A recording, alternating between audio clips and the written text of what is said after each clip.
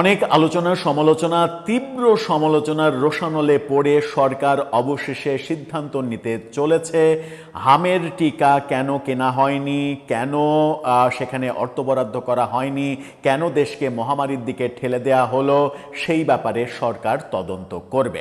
এখন প্রশ্ন হচ্ছে, সরকার তদন্ত করে সত্যিকার আসামিকে কি বের করবে, বের করে তাকে কি শাস্তির মুখোমুখি করবে?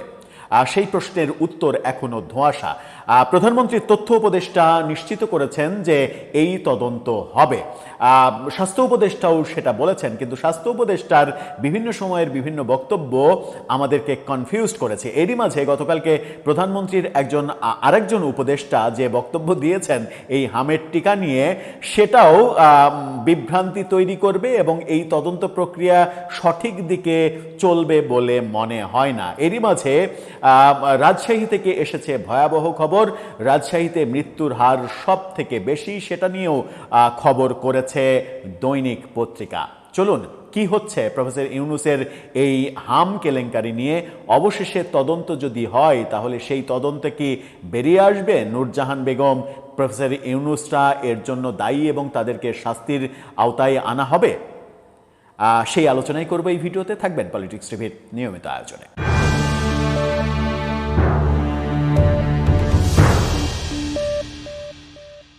দর্শক, বলছিলাম হামের টিকা কেন কেনা হয়নি সেই তদন্ত করতে চলেছে সরকার। প্রধানমন্ত্রীর তথ্য উপদেষ্টা তিনি জানিয়েছেন এই তথ্য, স্বাস্থ্যমন্ত্রীও জানিয়েছেন এই তথ্য। তথ্য উপদেষ্টা কি বলছেন দেখুন, কালের কণ্ঠের এই শিরোনামটা। তিনি বলছেন, হামের টিকা কেন কেনা হয়নি তদন্তে কমিটি হবে। সেখানে বলা হচ্ছে যে কেন কেনা হয়নি তার কমিটি করার প্রক্রিয়া চলছে। তথ্য উপদেষ্টা জাহিদুর রহমান এটা নিশ্চিত করেছেন। তিনি বলেছেন, আন্তর্জাতিক ও দেশীয় সমন্বয় করে এটি করা হবে। তার মানে আন্তর্জাতিক পর্যায়ের লোকজনকেও রাখা হবে। এটা একটা ভালো ব্যাপার, কারণ হচ্ছে যে ইউনেস্কো, ইউনিসেফ, বিশ্ব স্বাস্থ্য সংস্থা বহু দিক থেকে তথ্য আসছে, অভিযোগ আসছে প্রফেসর ইউনূসকে ইউনিসেফের তরফ থেকে অন্তত 3 থেকে 4 বার সতর্ক করার পরেও তার সরকার টিকা কেনেনি, টিকা নিয়ে কোনো সিদ্ধান্ত নেয়নি। অথচ কিছু কিছু গণ্ডমূর্খ প্রফেসর ইউনূসের আমলের এই ব্যর্থতা ধামাচাপা দিতে কিংবা তাদের ব্যর্থতা কমাতে টেকনিক্যালি ওই ফ্যাসিস্টের ঘাড়ে গিয়ে কামড় বসানোর চেষ্টা করছে, কারণ ওটা খুব সহজ ওয়ে। এই দৃশ্যগুলো যখন দেখছি আমরা, তখন আমরা স্বাস্থ্যমন্ত্রীর বক্তব্যও দেখে নিতে পারি। এই শিরোনামটা দেখে নিন। সেখানে বলা হচ্ছে, টিকা নিয়ে অব্যবস্থাপনা, সংকট কাটলে তদন্তের সিদ্ধান্ত নেবে মন্ত্রণালয়। অর্থাৎ স্বাস্থ্য উপদেষ্টা আরেকটু ব্রিফ করে বলেছেন যে হামের এই মহামারীর সংকটটা কেটে গেলে তারপরে মন্ত্রণালয় থেকে তদন্তের জন্য কমিটি গঠন করা হবে। যেটাই হোক না কেন, কমিটি যদি হয় এবং সত্যিকার কারণ অনুসন্ধান করে বের করে আনা হয়, তাহলে সেটা একটা সুখকর ব্যাপার। এদিকে এই কথা যখন স্বাস্থ্য উপদেষ্টা এবং স্বাস্থ্যমন্ত্রী এবং প্রধানমন্ত্রীর তথ্য উপদেষ্টা বলছেন, তখন প্রধানমন্ত্রীর আরেকজন উপদেষ্টা কি বলছেন, স্বাস্থ্য বিষয়ক উপদেশ বিশেষ সহকারী, তিনি কি বলছেন সেটা খুব মজার। এই ফটোকার্ডটা দেখে নিন। তিনি বলছেন, আওয়ামী লীগের শাসন আমলে ডেটা টেম্পারিং এর মাধ্যমে টিকাদানের মিথ্যা তথ্য প্রচার করা হয়েছে। 2020 সালে হাম রুবেলা টিকাদান ক্যাম্পেইনের তথ্য সত্য নয়, উল্টো টিকার আওতার বাইরে ছিল অনেক শিশু। এই ন্যারেটিভগুলো তৈরি করে আদতে লাভটা কি হচ্ছে?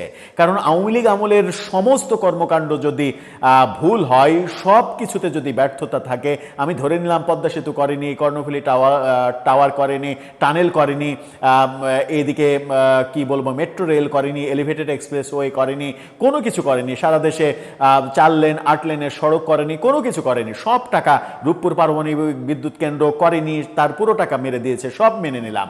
কিন্তু একটা কথা মানার কোনো উপায় নেই, সেটা বিশ্ব স্বাস্থ্য সংস্থা, ইউনিসেফ, বহু আন্তর্জাতিক প্রতিষ্ঠান দ্বারা স্বীকৃত। সেটা হচ্ছে যে আওয়ামী লীগের সময়, আওয়ামী লীগের 15.5 বছর, বিশেষ করে শেষ পর্যন্ত বাংলাদেশ টিকাদান কর্মসূচিতে বিশ্বের মধ্যে অন্যতম একটা আইকনিক জায়গায় গিয়েছিল। এটা বিশ্ব স্বাস্থ্য সংস্থা, ইউনিসেফ সহ সবাই স্বীকৃতি দিয়েছে। টিকাদানে যে সাফল্য দেখিয়েছে, সেই সাফল্যকে আপনি এইভাবে ন্যারেটিভ দাঁড় করিয়ে ম্লান করতে পারবেন না। আপনার এই ম্লান করতে যাওয়া দরকার কি? দরকার কি এটা যে প্রফেসর ইউনূস সরকারকে সেভ করতে হবে? প্রফেসর ইউনূস সরকারকে সেভ করে লাভ কি? সেভ করতে হলে ওপেন করেন। মানে আপনি যদি মনে করেন যে প্রফেসর ইউনূস সরকারের কোনো দায় দেখা হবে না, ইন্ডেমনিটি দেওয়া হবে, বলে দেন যে প্রফেসর ইউনূস সরকারের আমলে যে ভুল কিংবা দায় তার জন্য ইন্ডেমনিটি দেওয়া হলো। এটা তো খুব সহজ, বলে দিলে একটা আইন তৈরি করলেই হয়ে গেল। কেউ আদালতে গিয়ে কোথাও গিয়ে কোনো অভিযোগ করতে পারবে না, আজীবনে কেউ পারবে না। সেটা বলে দেওয়াটা অনেক সহজ, কিন্তু এইভাবে স্বাস্থ্যমন্ত্রী কখনো বলছেন যে আওয়ামী লীগের আমলে ফ্যাসিস্টের, আওয়ামী লীগ তো না, ফ্যাসিস্টের আমলে ব্যর্থতার কারণে এই টিকার আজকে এই অবস্থা। কখনো বলছেন যে বিগত 2 সরকারের ব্যর্থতার কারণে এটা হয়েছে। এই যে পাইকারি দরে সস্তা জনপ্রিয় কথা বলা, এই বক্তব্যগুলো থেকে যত দ্রুত বেরিয়ে আসতে পারবো আমরা তত বেশি মঙ্গল। কারণ সমকাল তার প্রতিবেদনে দিচ্ছে, দেখেন সমকাল যে নিউজ করেছে সেখানে বলছে, দেখে নিন, সেখানে বলছে যে রাজশাহীতে মারা গেছে ৭৯ শিশু। রাজশাহীতে ভয়াবহ অবস্থা। রাজশাহীতে এই মহামারী সব থেকে প্রকোপ আকার ধারণ করেছে এবং সেখানে বলা হচ্ছে যে সব থেকে বেশি মৃত্যু এবং মানে আক্রান্তর সংখ্যা রাজশাহী বিভাগের চাঁপাইনবাবগঞ্জ জেলায়। এই যে তথ্যগুলো গণমাধ্যমে একের পর এক এবং গণমাধ্যমগুলো এত বিশাল বিশাল রিপোর্ট করছে, সেগুলোর কি কোনোই মূল্য নেই? এত হতাশার পরেও আশার কথা হচ্ছে সরকার অন্তত জানালো যে তারা তদন্ত কমিটি করবে। এখন দেখার বিষয় যে তদন্ত কমিটি প্রফেসর ইউনূসের দোষ বের করে নাকি ফ্যাসিস্ট সরকারের দোষ বের করে, যে এই মানে মহামারী মূলত ফ্যাসিস্ট সরকার তৈরি করে গেছে, তাদের আমলে টিকা দেওয়া হয়নি। প্রফেসর ইউনূস এক গাদা টিকা দিয়েছে, প্রয়োজনে 3 ডোজের জায়গায় 6 ডোজ দিয়েছে, দিয়েও এই মহামারী ঠেকাতে পারেনি। দর্শক, আপনার কাছে কি মনে হয়? আপনার মতামত জানিয়ে লিখতে পারেন আমাদের কমেন্ট বক্সে।